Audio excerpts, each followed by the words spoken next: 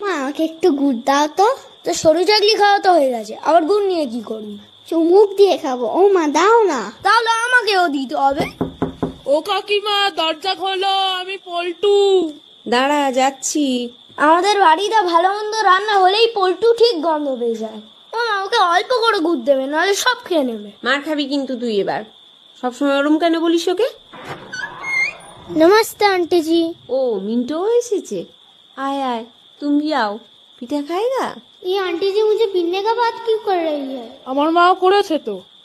এ নাও, মা দুধ পুলি পাঠিয়েছে। বাবা, তোর মায়ের এত তাড়াতাড়ি পিঠে হয়ে গেল।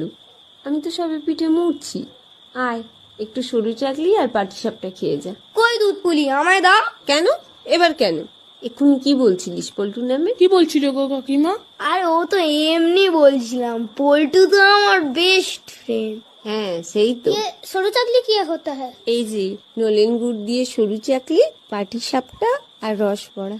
খেয়ে বল কেমন হয়েছে। নলেন গুড়টা দারুণ তো, আর একটু দাও তো কাকিমা। বেশি করে দাও ওকে একটু, আর আমার একটা দুধ পুলি দাও। দুটো দিতে পারো।